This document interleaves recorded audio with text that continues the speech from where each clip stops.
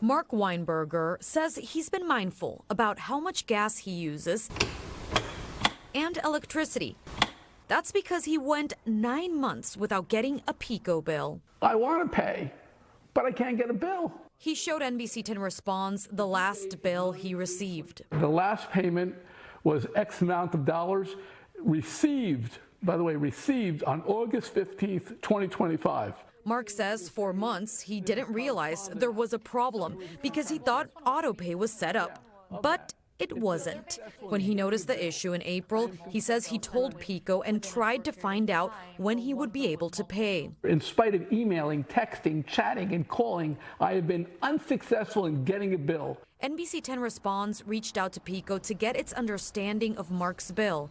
The utility tells us this situation involves a delayed bill that PECO identified and has been actively working to correct. The issue has now been resolved, and the customer is currently billed up to date. Mark isn't the only one who has had to face a delayed bill. I never got a bill. I didn't get a bill in July, didn't get a bill in August, didn't get a bill in September. NBC10 Responds first told you about another PECO billing issue more than a year ago.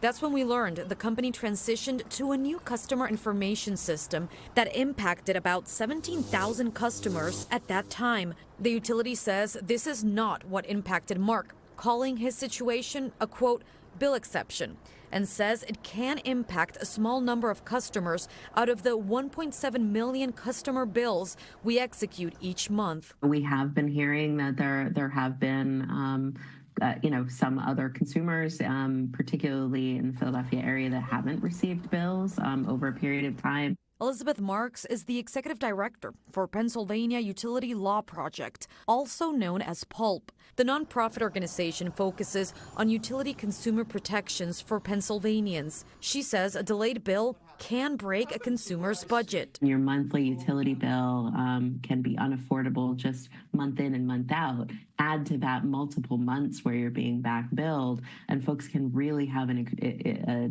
hard time getting past that. Mark says he uses his monthly statement to help determine if he needs to lower his energy usage for the next month. I have zero clue. In a billing situation like this, PULP has suggestions. Certainly putting something aside, knowing that if you're not receiving a bill, you are still responsible for that. To determine how much to put aside, you can compare your bill from this time last year to estimate your usage. You also need to understand your rights. Consumers have the right to request a reasonable payment arrangement. In Mark's case, PECO tells us it will work with him to establish a payment plan.